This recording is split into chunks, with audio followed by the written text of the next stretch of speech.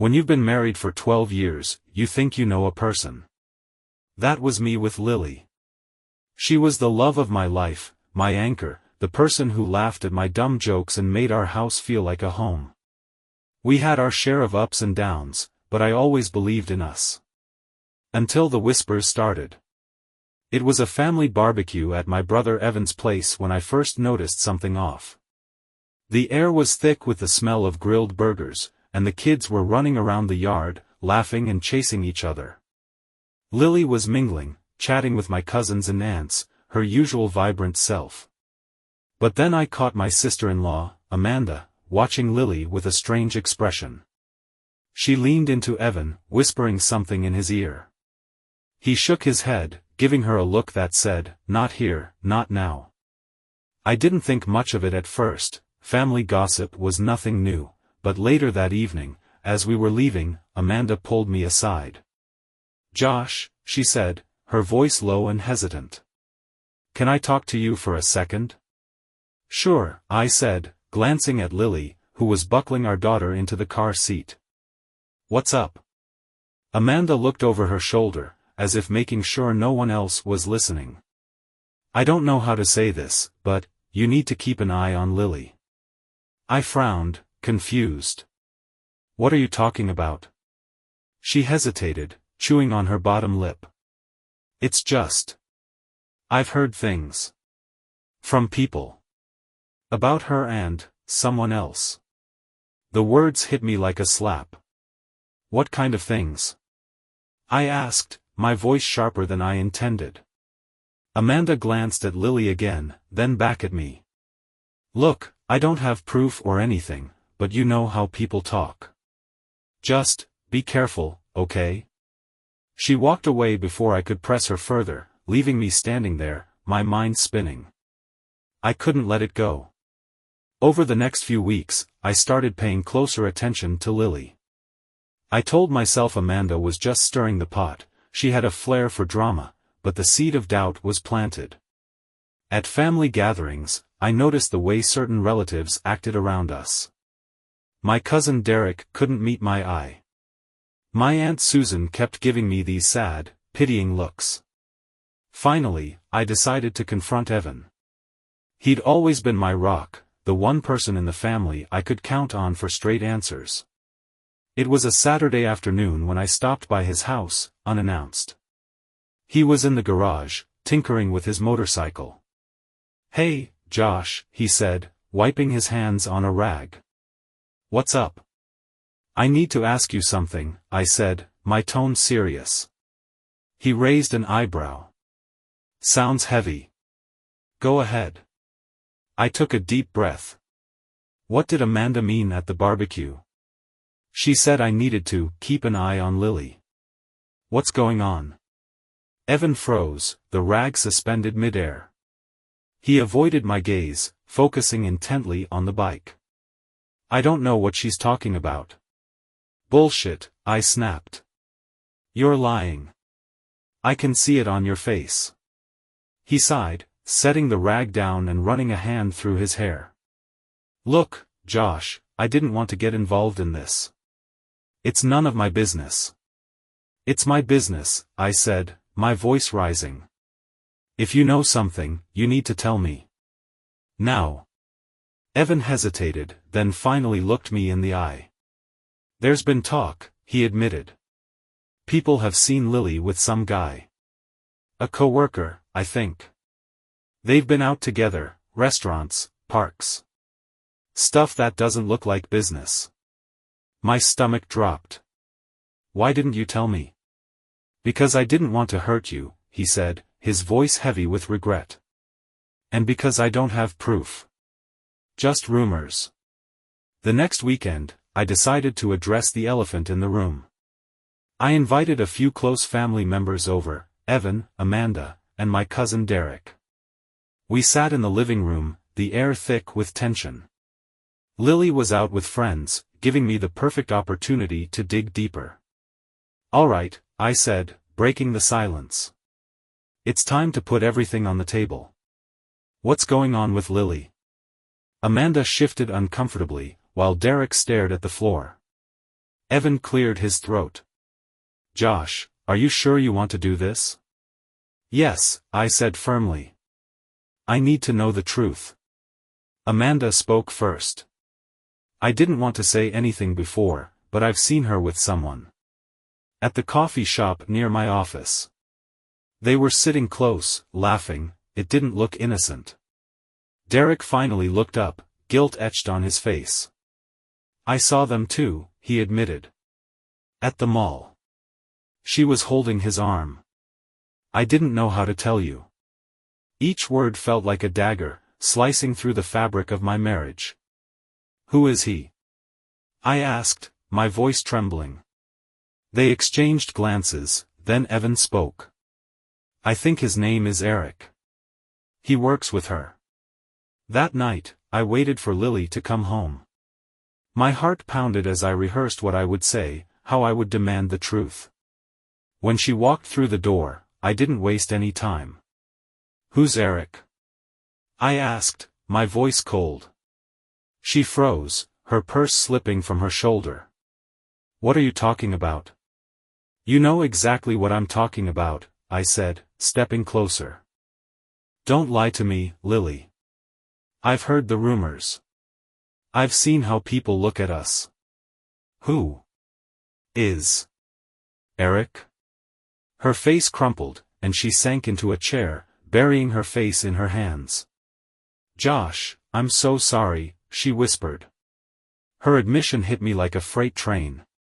The anger, the betrayal, the heartbreak, it all came rushing in at once. "How long?" I demanded. 6 months, she said, her voice barely audible. "It started as just talking. But it got out of hand." I stared at her, the woman I had loved for so long, and felt my world shatter. "Why?" I asked, my voice breaking. "I don't know," she said through her tears. "I was lonely. You were always busy, always tired. I felt invisible." Her words cut deep, but they didn't excuse what she had done. "I trusted you," I said, my voice trembling. "I trusted you with everything, and this is how you repay me?" She sobbed, but I couldn't bring myself to comfort her. The damage was done, and there was no going back. The silence in the room after her confession was unbearable. Lily's sobs filled the void, but I couldn't hear them anymore. My mind was racing, my body numb. 6 months. Half a year of deceit, betrayal, and lies. All while I worked, supported her dreams, and thought we were a team. The image of her with this Eric, laughing, touching, sharing moments that should have been ours, burned in my mind. I couldn't stay in the house. Not with her sitting there, trying to explain away the unforgivable. Without a word, I grabbed my jacket and walked out into the cool night air. When I returned the next morning, the house was eerily quiet. Lily had slept in the guest room, if she'd slept at all. I found her in the kitchen, sitting at the table, her face pale and puffy from crying. "Josh," she began, her voice tentative. I held up a hand. "I don't want to hear it." Her eyes filled with tears, but I couldn't bring myself to care. "We need to talk about this," she said, her voice trembling. "No, Lily," I said, my tone cold. "You need to talk. You need to tell me everything.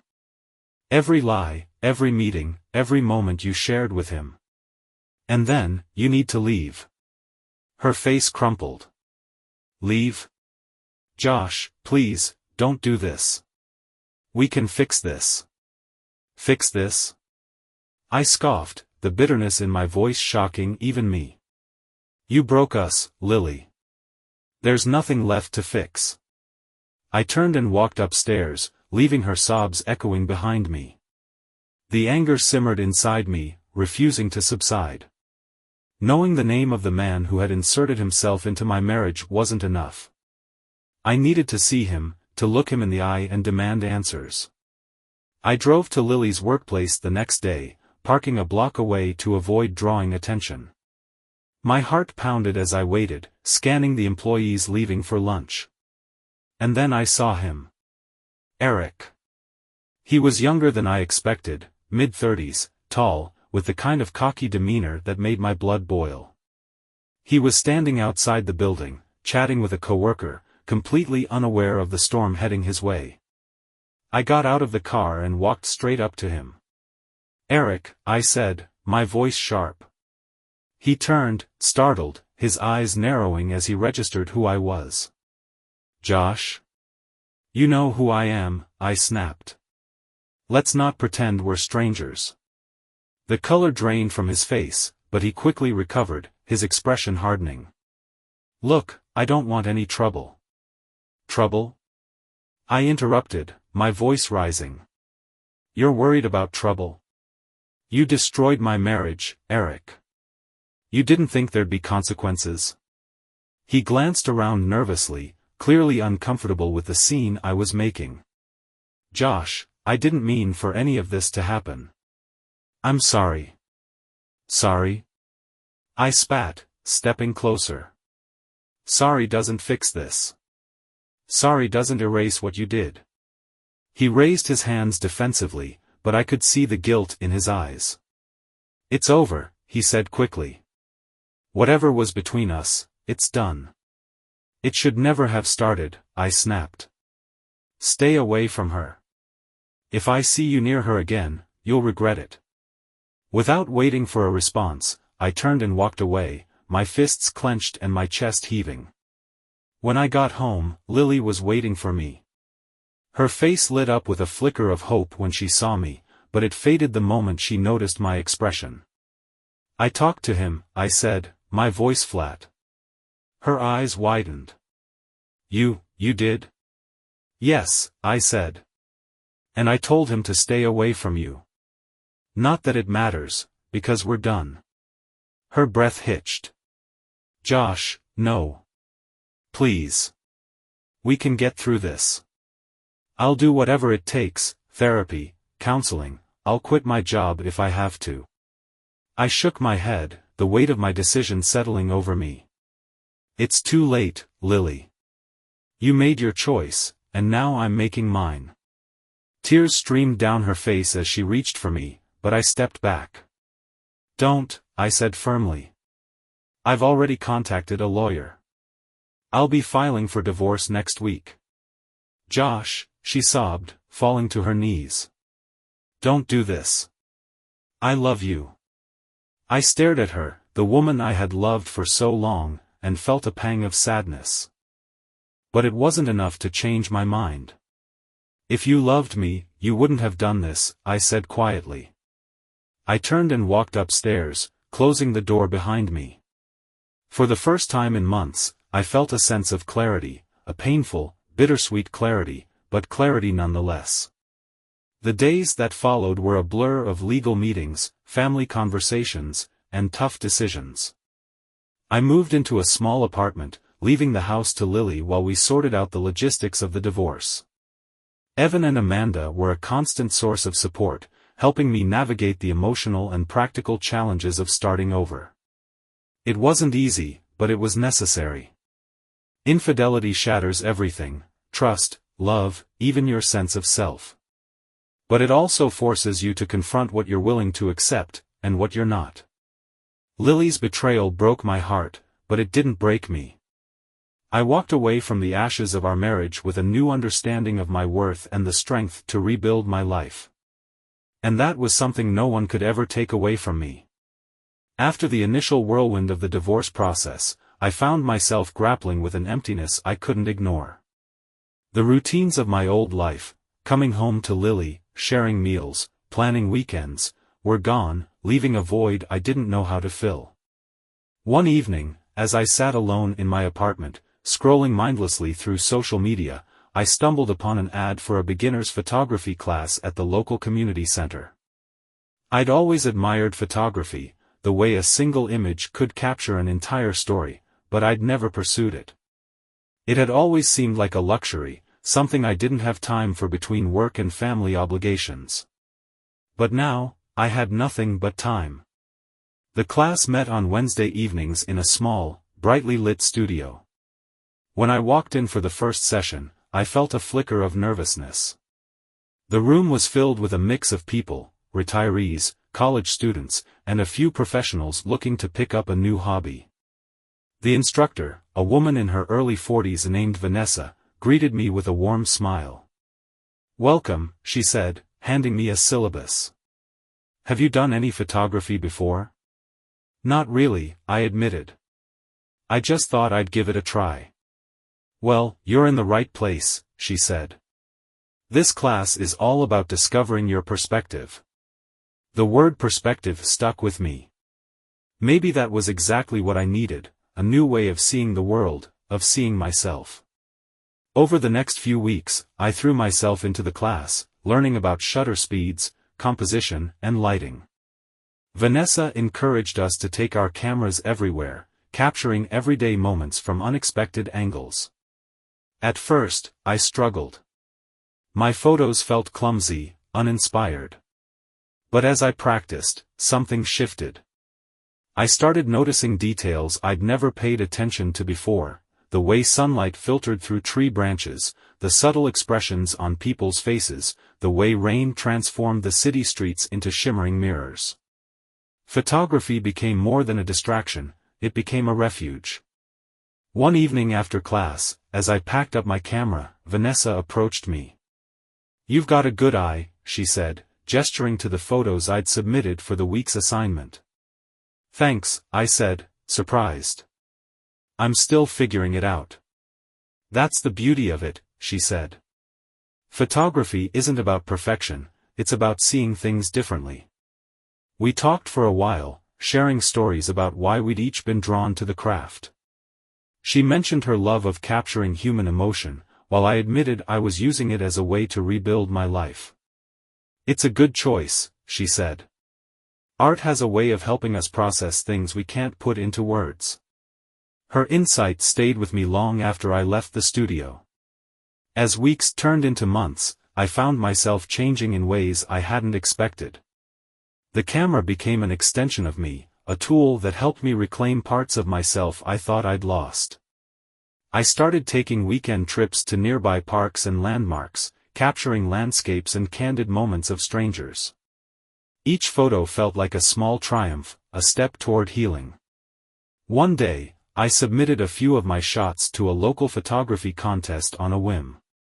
When I received an email saying one of my photos had won third place, I felt something I hadn't felt in a long time: pride.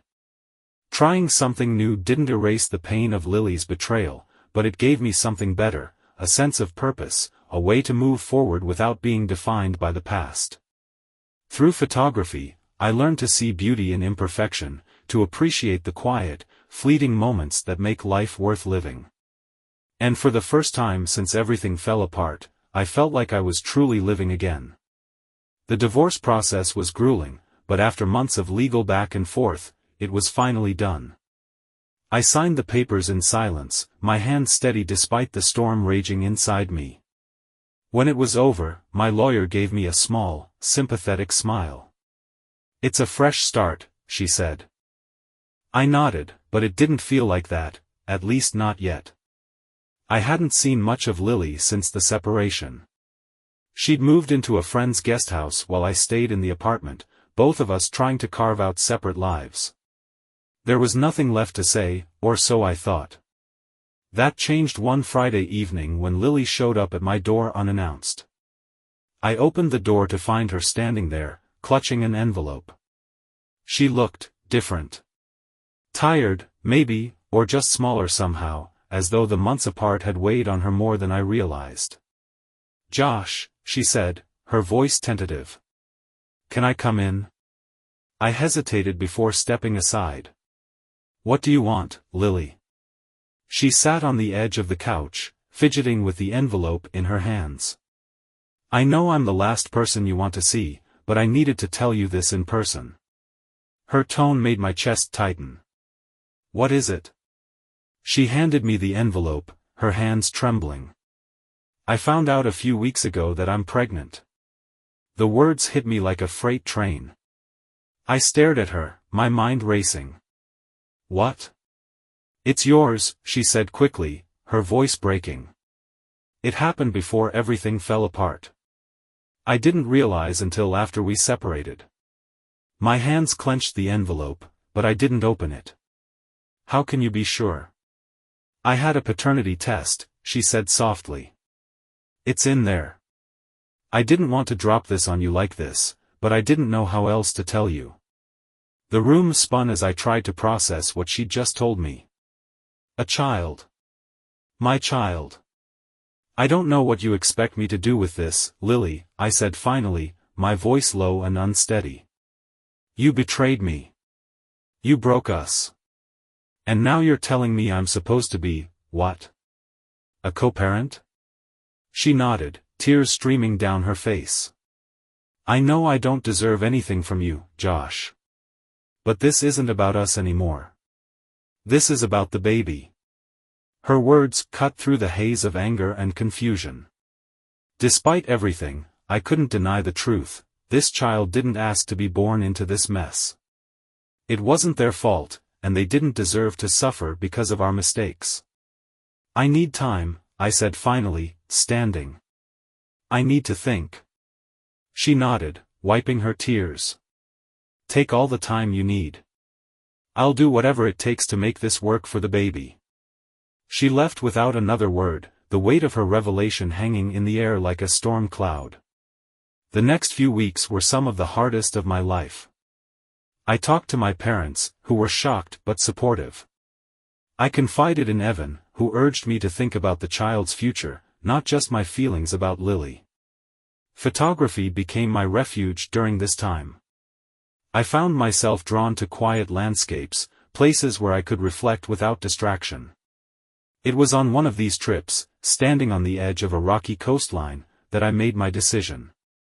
This child was mine, and I wouldn't let my anger toward Lily rob them of a father.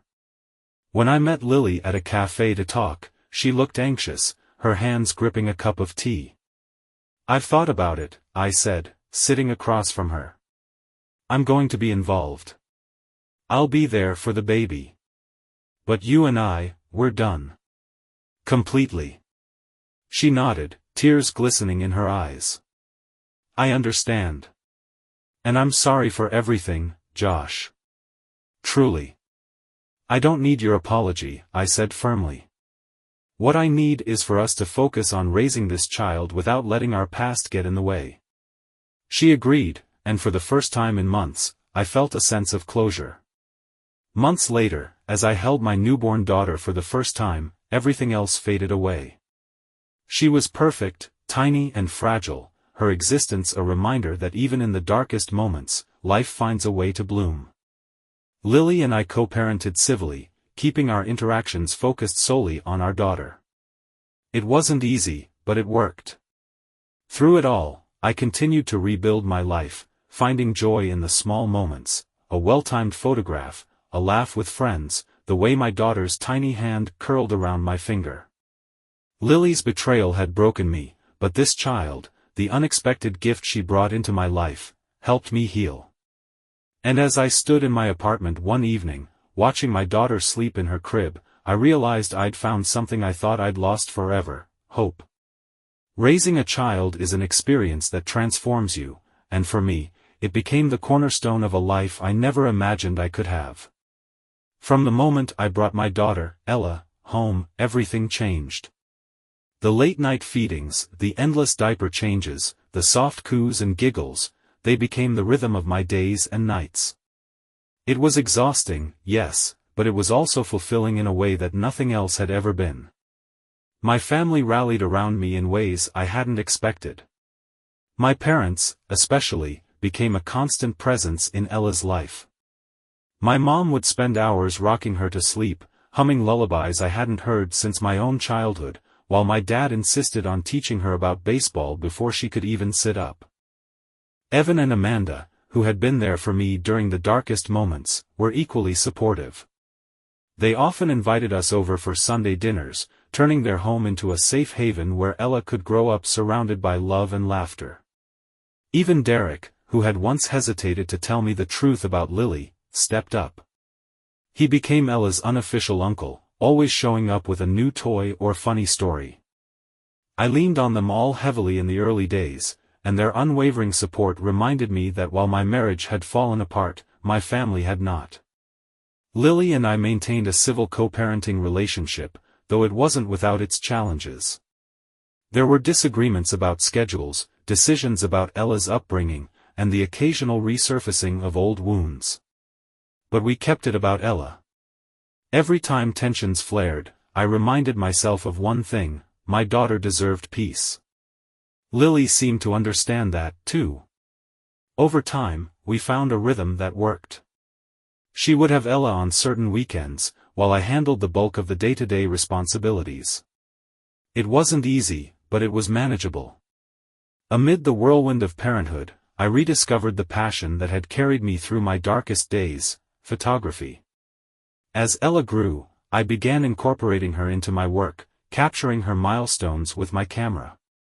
Her first steps, her first messy attempt at finger painting, her wide-eyed wonder at the sight of snow, they became my favorite subjects. My photos gained attention online, and soon I was being asked to contribute to local exhibits and even take on small commissions. It wasn't just a hobby anymore, it was becoming a second career. But the real breakthrough came when I submitted a series of my photos to a national competition. To my astonishment, one of my images, a black-and-white shot of Ella holding a dandelion in a field, won first place. The recognition gave me the confidence to pursue my passion further. I started a small photography business on the side, balancing it with my responsibilities as a father. Over the years, the pain of Lily's betrayal faded into the background. It didn't disappear entirely, but it no longer defined me. My life was filled with new joys, new challenges, and a sense of purpose I hadn't felt in a long time. Ella became my world. Watching her grow, hearing her laugh, and seeing her discover the world reminded me every day of how precious life is. My family remained my rock, their love and support a constant source of strength. And my photography became more than just a creative outlet, it became a way for me to tell the story of my new life, a story of resilience, love, and hope. One evening, as I sat on the porch with Ella asleep in my lap, I looked out at the setting sun and thought about how far I'd come. The betrayal that had once consumed me was now just a chapter in a much larger story. A story of finding strength in the face of heartbreak, of building something new out of the rubble, of embracing the unexpected gifts life had to offer. I wasn't the same man I'd been before, but I was okay with that. And as I held my daughter close, her soft breathing a reminder of all that truly mattered, I realized I wasn't just surviving anymore. I was living.